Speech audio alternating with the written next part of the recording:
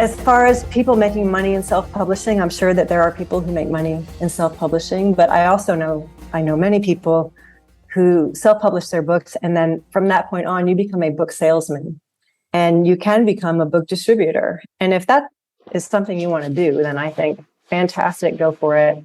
Do it, do it, do it.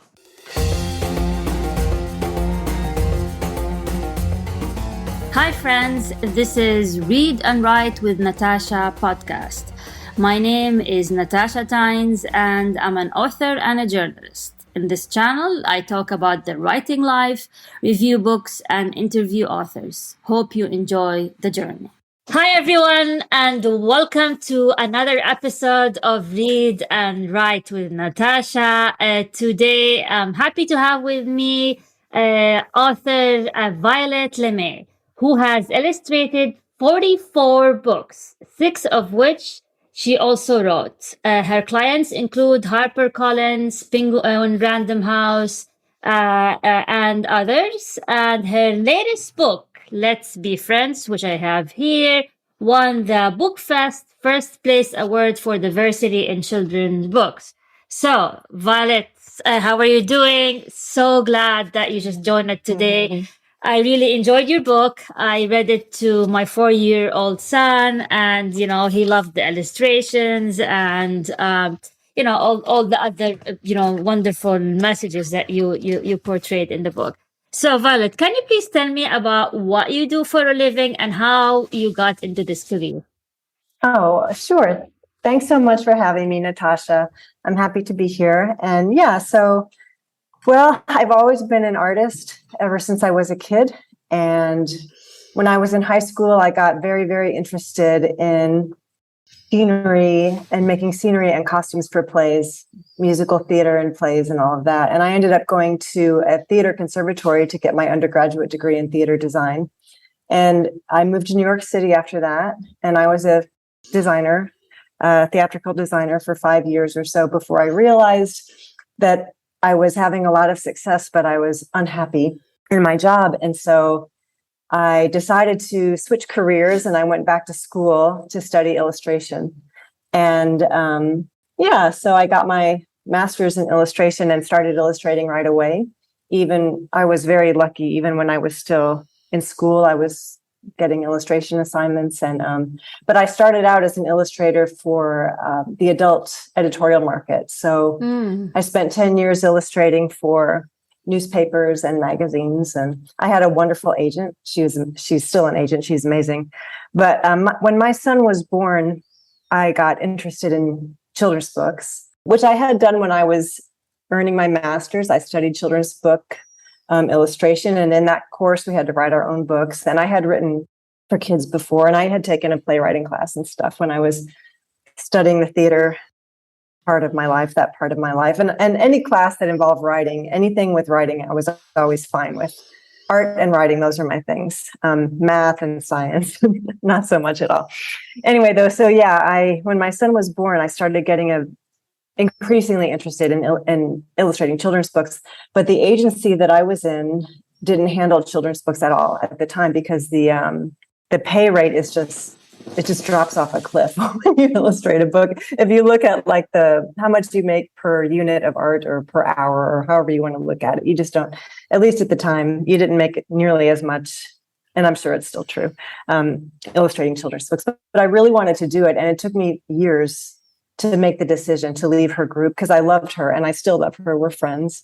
But I had to find a new illustration agency that specialized in children's books, which I did. And so I started illustrating children's books then. And for a while, I had a job as an art director for a small independent publisher in the United States. And I learned so much about publishing when I was in that job. And I was part of every decision that was made, including what books to include on the list, And so I was reading manuscripts, and as I was reading them, I knew I could write these books. And when you're an illustrator, it's kind of like the opposite experience of being an author. When you're the illustrator for a book, you have to be generally, and you wait to be invited into the project. And so you're always promoting your work in general to art directors and editors, hoping someone will like it and think of you when they read this amazing manuscript and they think, oh, that's the perfect match for this story. Unlike the author who's pitching the story ideas and the stories in the actual writing. So I knew that if I could start writing books, I could, take a more active role in my own career. And and plus it just, what's not to love about writing children's books? It just looked like so much fun. So I did start writing books, and I think it was 2012 or 2013 that my first book was published that I was the author and illustrator of. And since then, I think it's been 6 books, and those are the books I've published. I've written tons more than that are still, hopefully, will find a home someday. But all for kids except one that's an adult gift book, but the rest are all children's books. How fun. I mean, I have 3 kids myself, and I read to them all the time. And, so I love children's books. So I want to talk about the publishing process. So you mentioned you had an agent, and then I think you parted ways. So when it came to publishing, how did you publish this? I mean, you're very well connected from your resume. You worked with the big 5, I think, or now they're the big 4. They keep changing. Mm-hmm. I know it's. But how did you manage to publish all your books? And I just want to talk about, because the publishing industry is constantly changing now with all the Amazon publishing and self-publishing. So if you can take us through your publishing journey. Well, as I mentioned, so I was in an agency that specialized in editorial, and then I switched to a different agency, new to me, that specialized in children's books. So I do have a children's book agent, and so I'll talk to you for a minute about that, but I'll talk about the other also. So anyway, and during the pandemic, and actually right before the pandemic, my son is grown. He's nearly 21, and he had a weird, unexpected, crazy health problem. He's totally fine, but it was quite something. And we were living in China at the time, and it was just such an extraordinary thing. I lived in the hospital with him through the whole thing. I was journaling and sketching him and the whole thing. And I showed all that to my agent. Afterward, he was fine, and he is fine. But I showed it all to her and was just wondering, can you see a way that I could make this into a book? And she said, and then COVID happened, which is why we left China. So all this was happening right as all that was kicking off. And she said, I like what you've done here, but maybe don't be so literal. Take all of this energy about health and channel it into a book about staying healthy for little kids. And so that's what I did. And I wrote this book first, which is about basically just staying healthy and showing love to yourself and others in a time of sickness, right? So healthy, love. Well, she sent this to HarperCollins, and the editor there, this is just crazy. This doesn't happen every day. And it hasn't happened to me since, but she loved it. They bought it almost immediately, and they wanted the whole thing within 6 weeks, which was really cool. So they bought this one. Oh, you know what? I'm messing up my story. They bought this one second. This was the first one. They bought this one first. Oh, wow. This one. Okay. So we were living in New Zealand before we lived in China, and we were living in New Zealand when the terrorists attacked 2 mosques in Christchurch, which was completely horrible. Yeah. And I mentioned how I sort of channeled this little personal tragedy with my son into this book. Well, a similar experience with this book. So I wrote a book about that for kids. That's about loving everyone. And was it the attack on the mosque in New Zealand? Yeah, okay. 2 mosques in Christchurch. Yeah. So first the first time I wrote the book, it was called What Matters, and so the way this book is set up, every time you open it up, you see a spread, and it's kind of like verses. Like in this case, this is a fashion spread, and it's serious versus silly. Can they be friends? And then you lift the flap, and it says, indeed, underneath it all, people are people. Of course they can be friends, basically. So every time you turn the page, it's a different scenario, but it's this versus that. Can they be friends? But when I first got the idea, this terrible, terrible thing happened in Christchurch, and I was just wondering why it matters that people, why do people's differences matter? Why can't we get along, basically? And so I had that same idea, but in the original version, it was called What Matters. And it was this versus that. Does it matter? And when you lift the flap, and the answer was always, no, it doesn't matter. And I sent to my agent. She liked it. She sent it to HarperCollins first. And the editor at HarperCollins liked the idea. She took it into a meeting, and apparently they had a huge discussion about it. And they sent me back some notes saying, this is very interesting, Violet. We like it. We all talked about it, but these things do matter, obviously.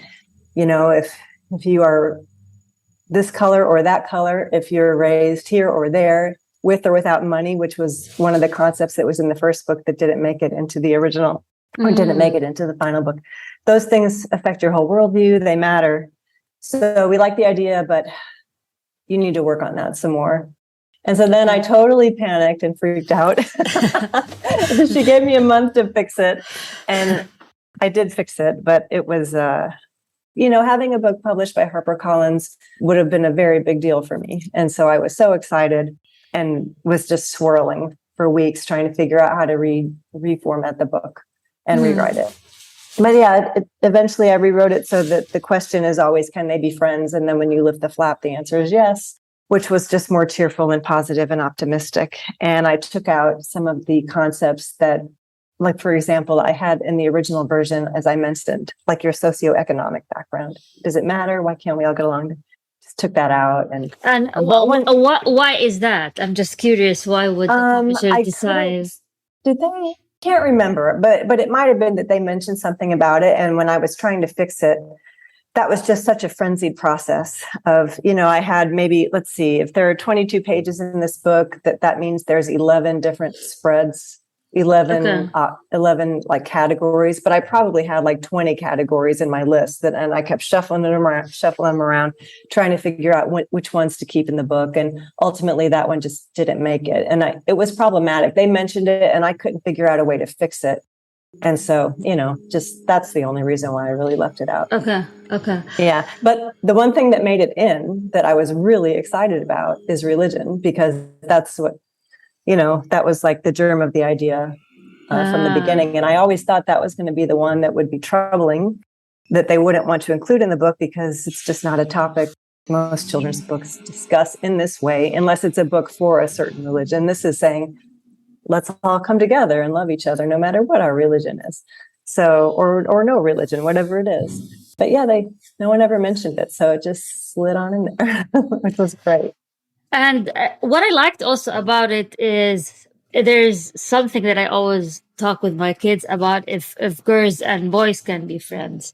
Yeah. And, and that's the concept, because, I think sometimes my son gets teased, my 4-year-old, because, most of his friends are girls. But he's just sweet, and, but it's...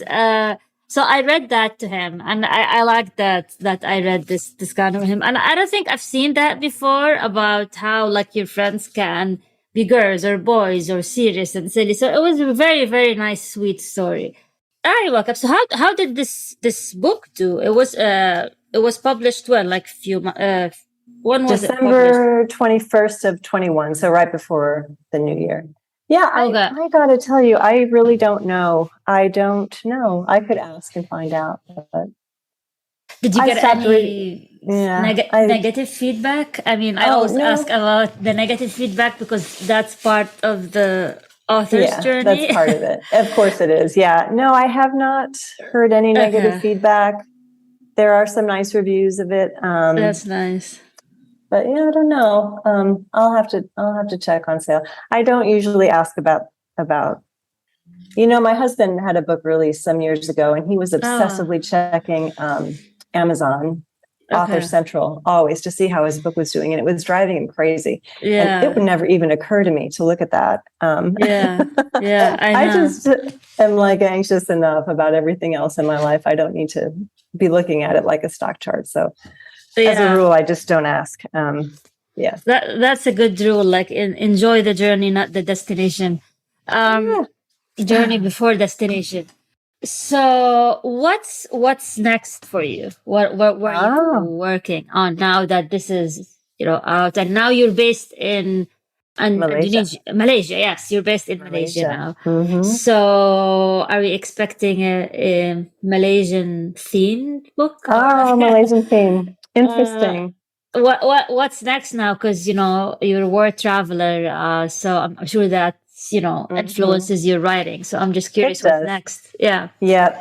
Well, yeah, I have, as I mentioned earlier, yeah, I've written many, many, many more books than I have published. And I have written travel books for babies and that kind of thing. I just finished writing a middle grade, upper middle grade novel, which I wrote sort of for my son, who's a musician. He's a classical pianist. And Nice. yeah, I spent not this past summer, but the previous summer, whenever that was, that must have been the summer of 2021, I guess. I spent all summer writing that book. And then when September kicks in, I get really busy typically with other things, illustration work. And so I had to kind of put it on a back burner and had it edited and took classes and blah, blah. And then this summer, he read it and gave me some very prescient notes. Really, really good notes, actually. I was very Okay. proud of him. And yeah, I went back and did those rewrites, and I sent that one to my agent, and she's trying to help me find a home for that book, although she specializes in working with publishers for younger kids. But anyway, so that one is close to my heart because it's my boy. And I'm working on books for other people, books that other people have written that I wish I could tell you more about, but not yet. But I have a whole list of ideas. I'm about to have knee surgery, which is kind of a bummer, but I'm going to be recovering from knee surgery. And so I have a list of things I want to work on, even just to keep my mind occupied. Yeah. So I have a few story ideas.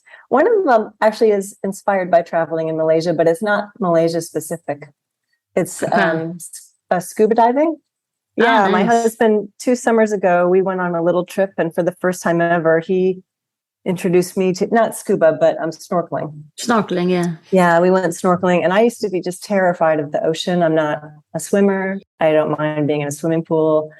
Not a fan at all of just being out in the open water. I don't like Yeah. things touching me. I Yeah. just have this fear of that's going to be my end. I just sort of drop like a rock. I mean, I can swim, but I just don't like it. Anyway, though, yeah, he really changed my opinion of that in such a dramatic way. And I just thought it was the coolest thing. And so I have ideas about how to make that into a book. And that's the thing I'm going to be thinking about while I'm convalescing, I guess. So, Well, yeah. I hope a speedy recovery. Well, Oh, thanks. maybe you can just read. That's the best time to read. Oh, of course. Yeah. Yeah. I have a big list of things. And I actually have bought a few books that I've been so tempted to read because by some of my favorite authors, but I can't let myself read them because I'm waiting until I really need them. So you mentioned working with authors. So I'm curious about that. Do you work with independent authors? Like, can I just go now and say, Violet, hey, I just have an idea for a book for children, which I actually do. Mm. And I was like, hey, can you do the illustration for me? Or are you like too big to work with, small, Well, small authors like me? I know that I'm not quite sure how to answer that because the technical answer is I have an exclusive contract with my agency. So Okay. I personally can't accept any jobs that don't go through my illustration agency. So Okay. it would have to go through. But if something went through her and it was not for a lot of money, and she, she tells me, I guess she tells me all of them. I think she tells me all of them. Maybe she doesn't. But the way she's explained it to me is that, yeah, she'll show it to me and I can either reject it or accept it or whatever. But if it was a project that I really liked and it wasn't for very much money, I would certainly consider doing it. But that's how it works. But you can like put me in touch with them, right?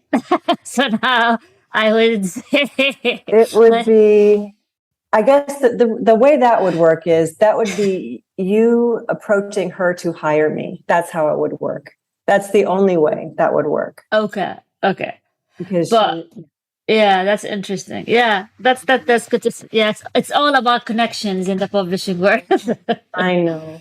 Okay, so I'm gonna shift gears a bit and ask about what is exactly happening with publishing world now, since you're pretty plugged in. I just want to hear your thoughts. Where are we? I mean, I've seen a lot of authors who are just quitting their agents and they're just going on their own, self-publishing, and they're making a lot of money, especially on Kindle Unlimited and any and other platforms, especially fantasies and series. Mhm.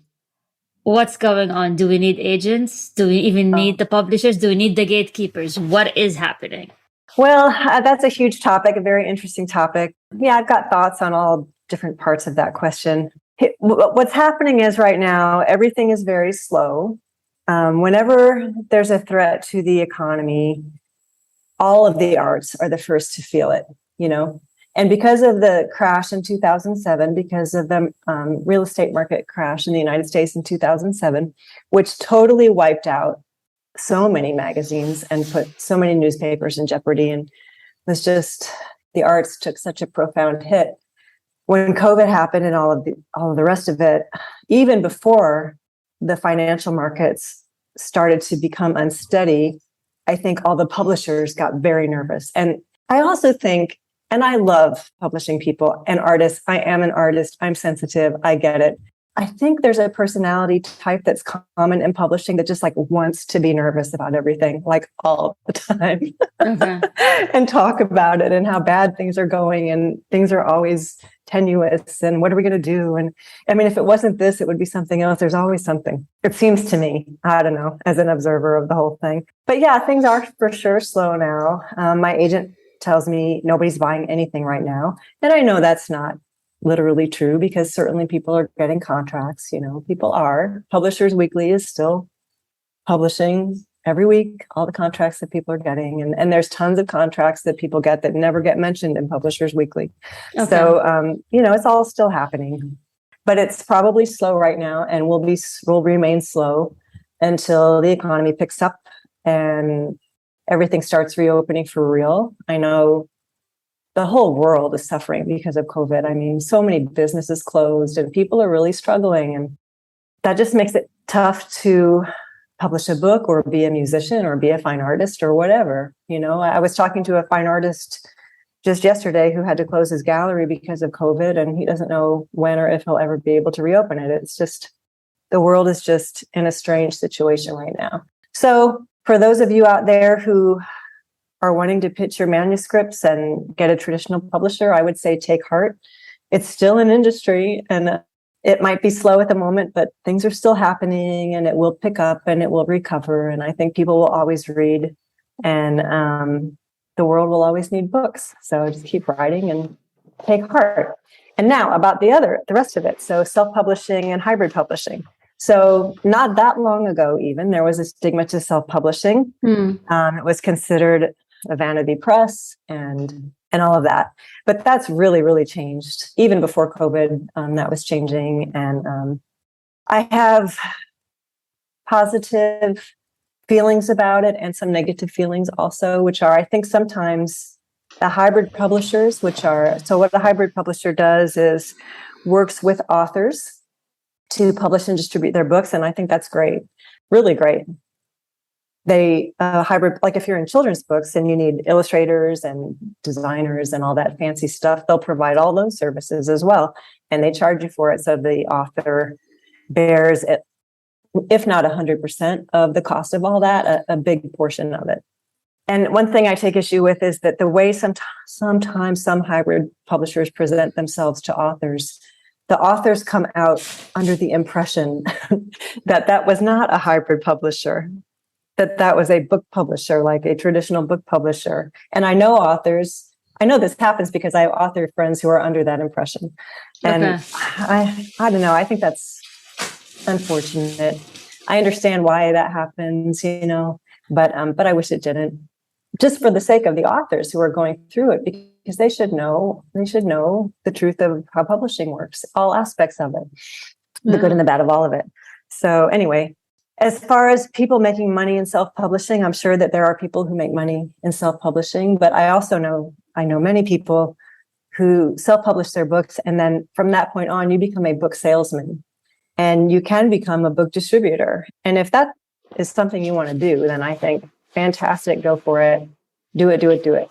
But if you don't like the idea of having a garage full of books and having to sell them throughout the rest of your life, then, it's hard to sell books. That's why the publishing industry is so competitive. Like if you walk into a Barnes & Noble and just look at all those books and ask yourself, how is somebody going to find my book if Barnes & Noble accepts my book, which is even iffy, if their buyer will accept your book. And then if they will display it, because you have to even pay to have them display it with the cover out. Yeah. If you don't pay that, if the distributor or you or the publisher doesn't pay that extra fee for shelf awareness, then they're just looking at the spine of your book. And so how are they going to find it? So, and I know people shop online now and find books online, and there's all that, and that's changing everything too. But yeah, it's just a very, very super challenging business. So I think it's just important for people who love to write to really love to write and focus on writing because you love it. And then investigate all the different ways of publishing your book. I would say don't limit yourself to one idea of how your book is going to be published. Mm. There's no harm in sending it out to publishers, and first do your homework for sure, so you don't waste your own time. I think, and it's tax deductible too, because it's part of your job. You spend a whole day at the library and then another whole day at the Barnes & Noble just researching books until you find the publisher that you think is going to be interested in your title. Your title will complement their list. And it's super important to read very fresh titles so that you can see what's been published in the last 3 or 4 years and who's publishing what. And then target those publishers. And if hopefully they're taking submissions, then submit to them. If you are interested in being published by, a small independent publisher, a medium-sized publisher, or one of the big ones, whoever it is, I almost think it almost doesn't matter. I think there's this like mystique around the big 4 or big 5, whatever. You really want them to publish your book, and that's really cool. And I have been so honored to have been published that way. And I'm so excited that happened. But I've had wonderful experiences being published by very tiny presses also. And when a small press publishes your book, they have so much more invested in your book that they're so much more willing to work with you to market it and to promote you. And, so I think it's important to not limit yourself to one idea that you want to have, that your dream is to have your book published this way or that way or whatever, but just write the book, do your homework.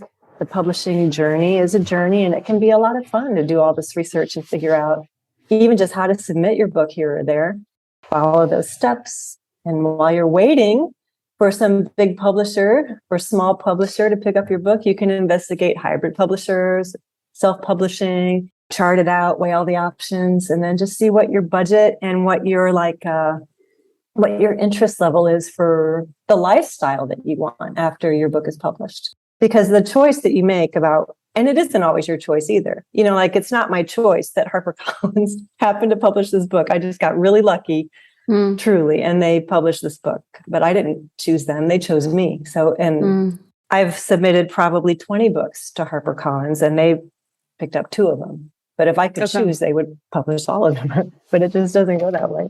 So that's not my choice.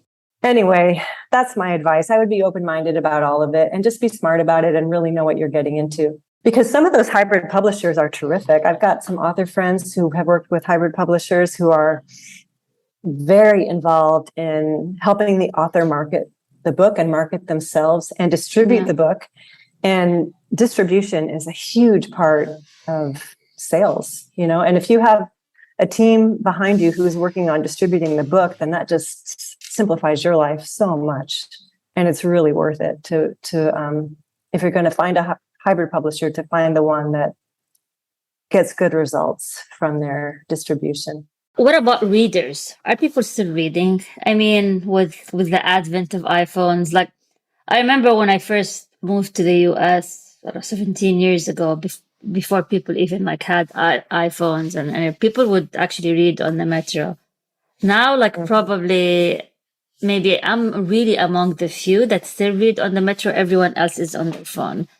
And I've actually seen the shift, at least on the DC metro. But have you? Do you think people still read? Well, I still read, but I know what you're saying, Natasha. I think it's becomes, maybe COVID is part of that too. I don't know, but I think everybody just got so lulled into like a funk, like I feel like we all need to go whitewater rafting or something and fall in the water and get shocked and then shake it off and just get back to life, because everyone's just so shell shocked. And I don't know, maybe that's sort of part of it. Like everyone's sort of in this lull. I hope there are readers. I mean, I'm certainly no expert to know if there are or not, but one great thing about children's books is children read and parents read to children. So that market is always there, because school, kids read in school. They say before, I think it's before third grade, fourth grade is where kids have to choose to start reading on their own. When they start reading chapter books and all of that. But the children's book market is always there. Yeah.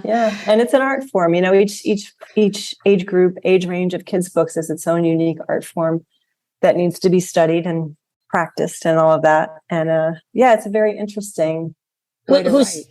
Who's some of your favorite children authors that you used to read to your son?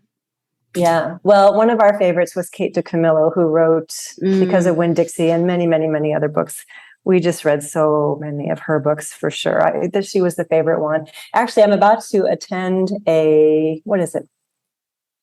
I'm blanking on the name of it.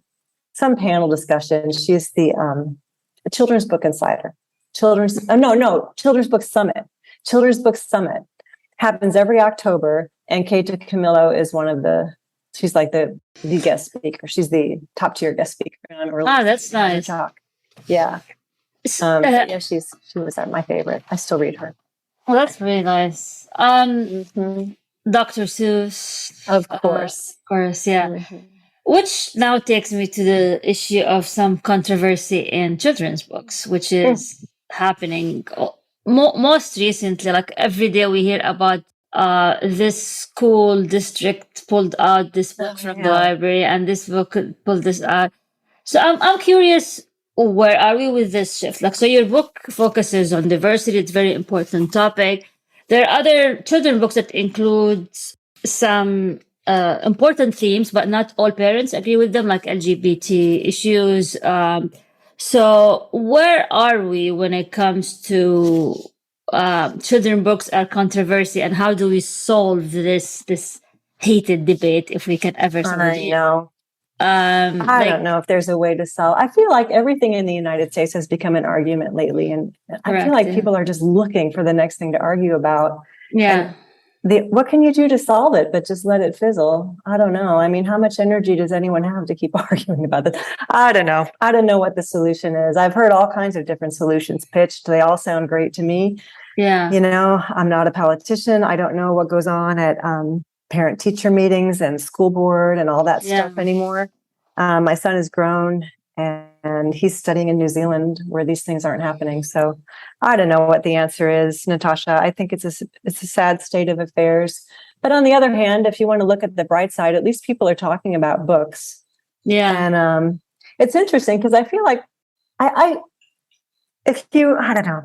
I've seen so many different news clips about all this. I have a lot of different thoughts. I was going to say, I saw a few little snippets of textbooks where things were worded in such a way where I thought, oh my gosh, that I can actually see why this got put on the list. I wouldn't have put this on the list, but okay, I get that. And then there's other ones where I just don't understand at all. I feel like the people who are suggesting that these books be banned haven't even read them.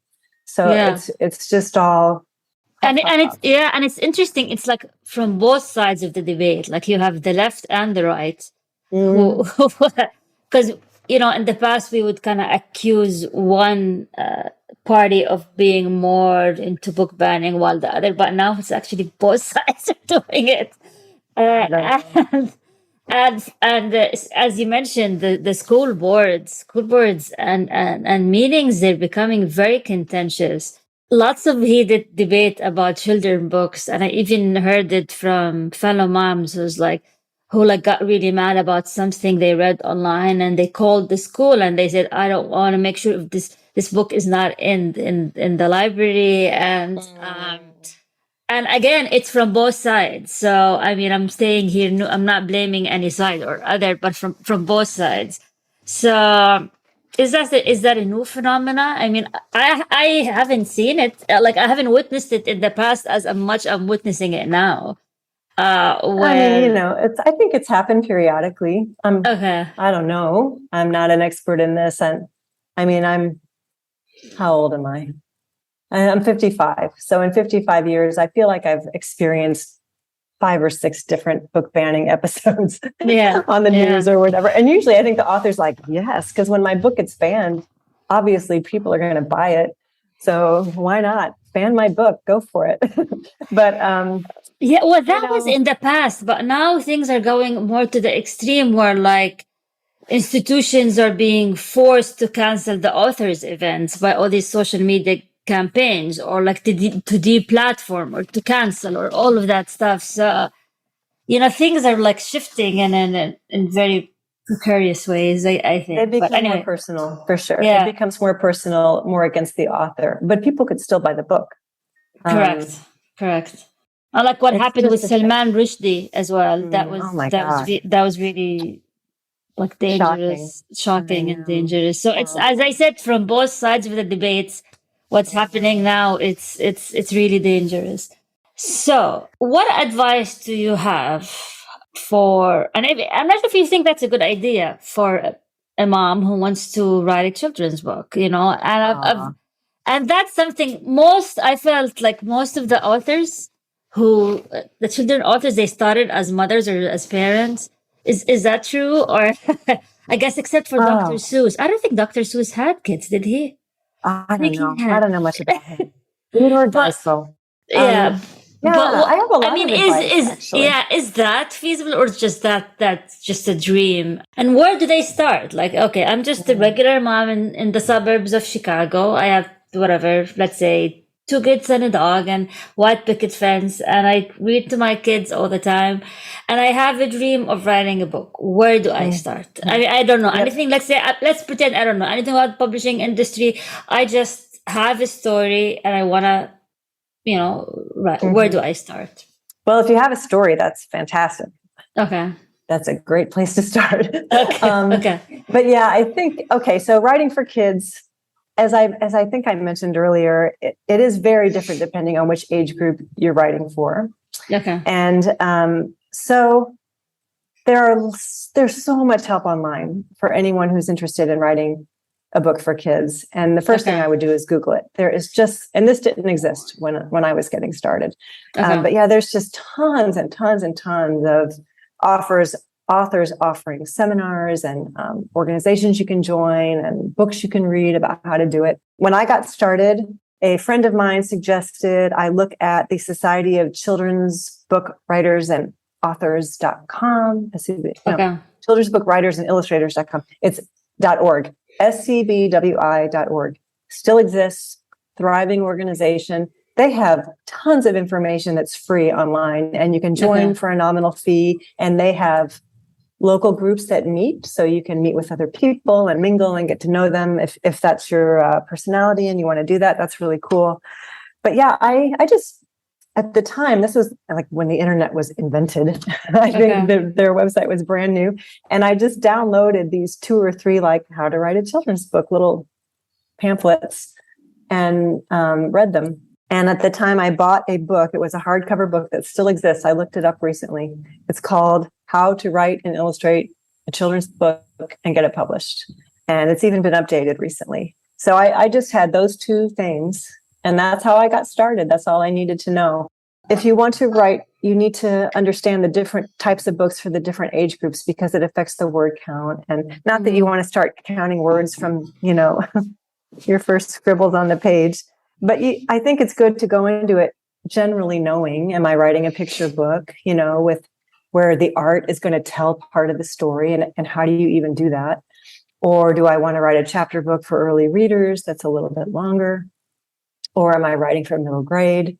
Or am I going to make a very simple book for toddlers, which is what this one is, like a board book. So yeah, it's good to know the different age range. And then just start writing, find a critique partner, critique group. There's tons of those available online.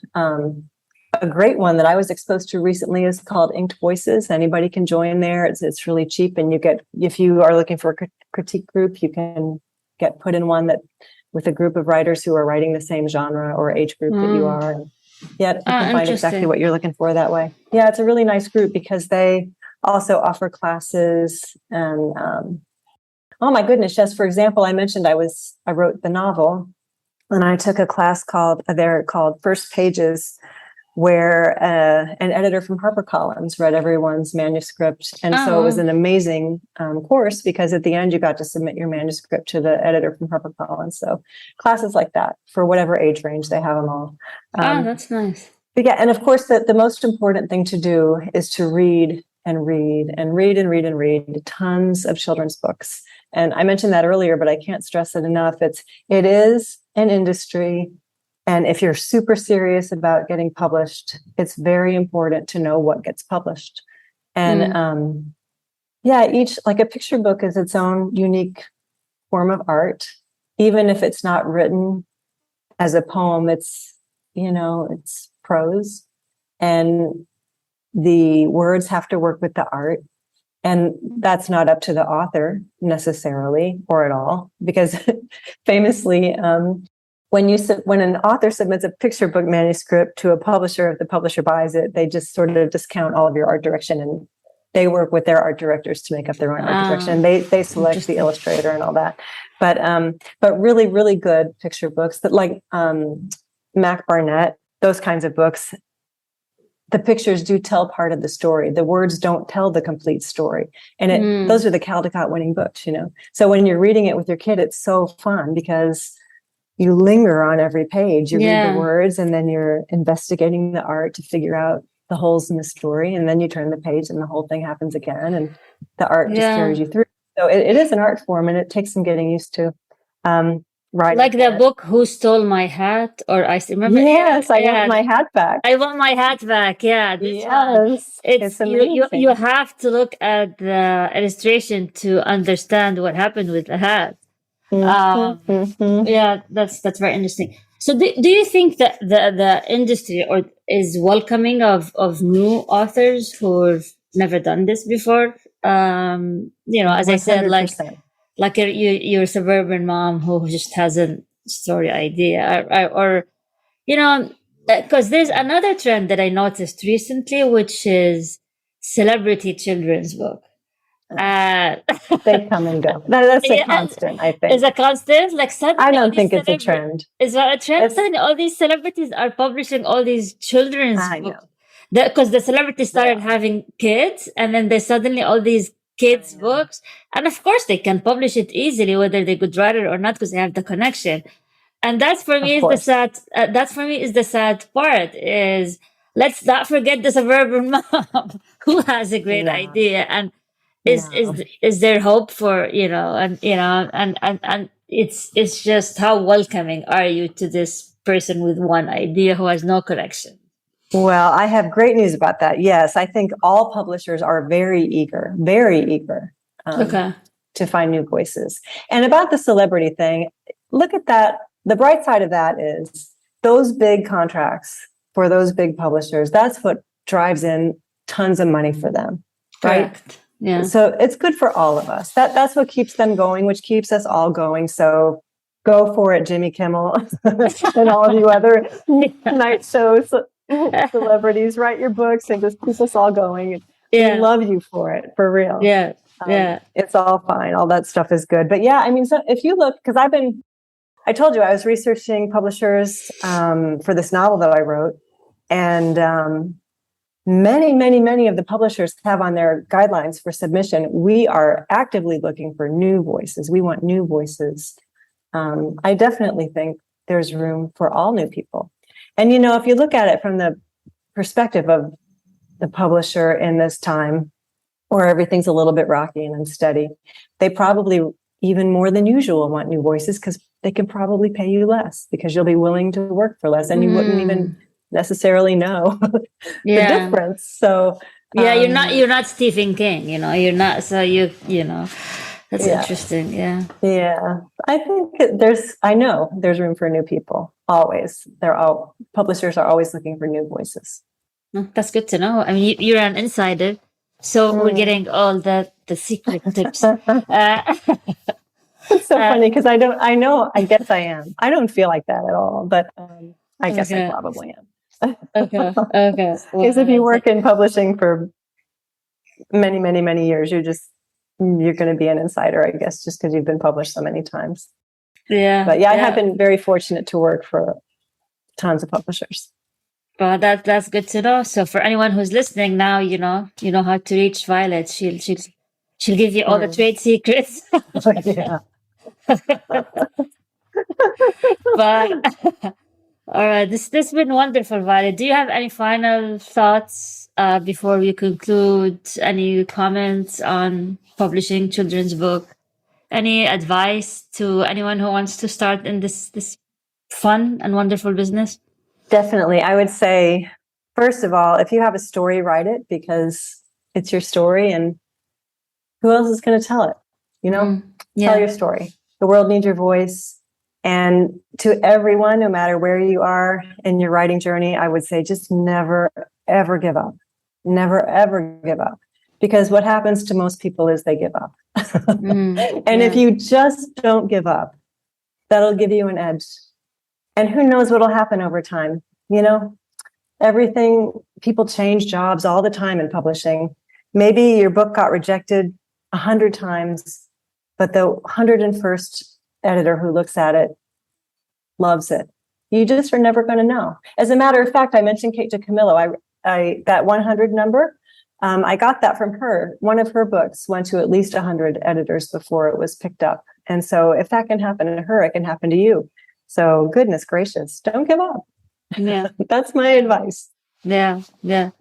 And on this note, we conclude this wonderful conversation. Thank you, Violet, for joining us. And thank you, everyone, for listening or watching. And until we meet again. Thank you, Natasha. You're welcome.